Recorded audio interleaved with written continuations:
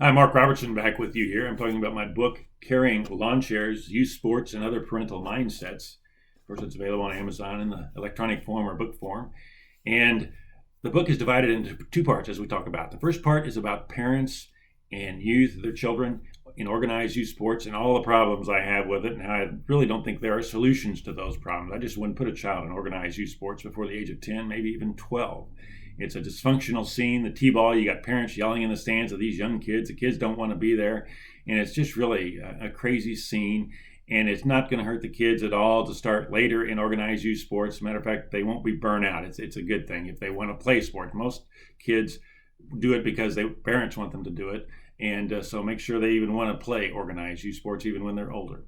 The second part of the book, it talks about parents and child and other dynamics, various topics we talk about, and each chapter we're going over here. Today's chapter is entitled Lazy. Now, children, there's problems these days all over the place. Kids don't do well in school. They don't show up. They don't do things they're supposed to be doing. Yes, those are problems. And today's public education system, we're going to talk about that in a later chapter, but there's all kinds of problems with that as well. But today's chapter is not necessarily focusing on that. This is kind of what we were talking about in the Tear Down to Build Up chapter. Don't tell a child that they're lazy in hopes that this will make them better perform or do what you think they should be doing. If you tell them that they're lazy continually, they will grow up and it'll be a chaotic world. They'll continually be trying to prove they're not lazy, and they'll be involved in things that they shouldn't even be involved in, trying to prove that they're not lazy, and they'll do things that really aren't part of who they are, just to prove to the world that they're not lazy because their parents told them they're lazy and never going to amount to anything growing up, and that doesn't work. It's a crazy thing to do. Parents do it because, believe it or not, they think they're doing some good for their child. And yes, it's about the parents too. They don't want to have a child embarrass them. They think they are not worthy, or they have an inferiority thinking about themselves, so they naturally think their child is not that great, and they have to cut them down to tell them how bad they are in hopes that they'll really try hard and be better and perform better in this crazy, cruel world. And it doesn't help. And matter of fact, it harms them in getting along in this crazy, cruel world. If they're themselves, if they're being them true selves, if they have a lot of authentic play and know who they are, that's how they best deal with this world. And I am not saying you can go to school and you can't put forth effort. Yes, it's good. Some kids can go give a good effort, get good grades, but in the way that schools are designed. But some kids, a number of kids, go and you put them in a rows and they're secretaries all day taking notes, and then they got to regurgitate this on test. It's impossible for some kids, and including me, actually, when I was in school. It's very tough. And it's just kids have a different way of learning. It's not that they're lazy. It's they want to do the things, but they can't do it the way everybody else does it. It's just different. They learn differently. And but parents, they care for their kids, but it's the job of the parents to bring out their inner genius. Each child has an inner genius, and they're unique. And like I say, this is not an excuse to not do household duties, take out the trash, do the dishes, things like that. There's not a lot of that these days either. There's very few family meals together and things like that. But it's bringing out, each child has a genius, that they're precious gifts from God, and God gives them gifts.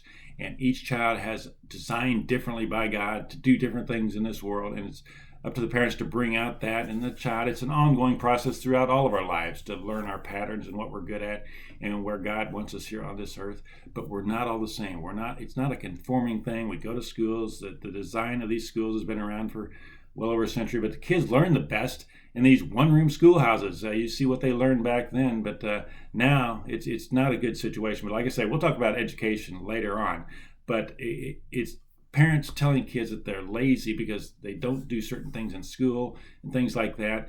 Yes, kids have to put forth an effort, but it's not the case that every child's lazy because they have a hard time in school. It's just that they're not taught, or their true self is not brought out properly by parents, teachers, and others.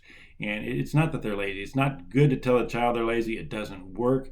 There's no point in it to tell them they're lazy or they're never going to amount to anything. It's what it'll do is lead to a self-fulfilling prophecy, and that they will not amount to anything if they keep being told that by parents or or various others. And so it's just harmful on every front. There's nothing good about cutting a child down to build them up. It never works. And like I say, it doesn't mean that kids can't be told that they have to do various duties, homework and things like that, and put forth an effort.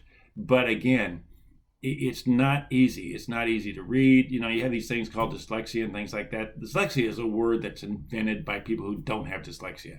It's just a different way of seeing the world. And a lot of kids have a different way of seeing in the world other than the cookie cutter way that's put forth, that we go to school, that we study hard, they take our books home, we do all these reports and things. Some people can't do that. Some people just can't do it. It's the harder they try, the worse it gets. And, realize good work is good for the soul, but what is good work for one person is not good work for another person. So people are different, and have a back and forth conversation with your child. Talk to them about things, bring things out, go back and forth, discuss things on doing work. Why don't you want to do this? Well, it's just have a good conversation. If it's doing the dishes or taking out the trash, well, I don't want to take out the trash. Well, why don't you want to take out the trash? Well, it's just not fun. Well, does everything have to be fun? Yes, that is a child duty that has to be done, and it's not fun. The kids don't want to do it, but it can be done. It's not there. Again, you don't have to get real rigid and tell them they're lazy. You just don't want to take out the trash. Have a conversation with them.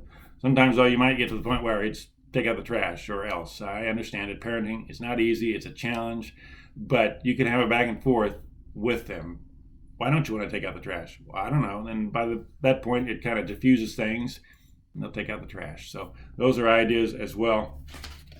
And we talked about the right work. Kids, when they're young and they're playing, they find out who they are. This helps them get into the right work later on. And if you're not in the right work, if you're always going around trying to prove that you're not lazy without thinking, well, maybe I'm in the right work. Well, if I'm in the right work, it doesn't seem like I'm working hard. It's just, so I must be lazy and things like that. It's crazy. And you carry that with you from your young age, that a parent would tell you that you're lazy and things like that. And you always try to do these things that prove you're not lazy. And if you're not in something that's really hard and really drudgery, you think, well, I must be lazy. Well, no, get in something that you really have a natural strength at and give a great effort at it naturally, but use your talents as you're giving that effort. And that's when you're in the wrong line of work, you get anxiety or even depressed. It's not good as your body's talking to you. So the things are really messed up when you start telling kids that they're lazy. It throws off their whole life. It's not good. They need to be celebrated, authentic play, learn who they are so they can get in the right line of work or involved in whatever endeavor they do later on in life, and give them a good start. But do not tell your child at a young age or in school that if they don't do something a certain way that they're lazy. But like I say again, it's not a perfect situation, and I don't have all the answers. Yes, we got to learn basics in school. You got to learn how to read, write, do things like that. Although I hear penmanship's not even being taught these days. But do not tell them they're lazy. It's just a situation where it wounds them throughout their life, and they'll be on the wrong track, and they won't trust who they really are, and it's not a good situation. So we appreciate you being with us today, and we will talk to you next time. Thank you.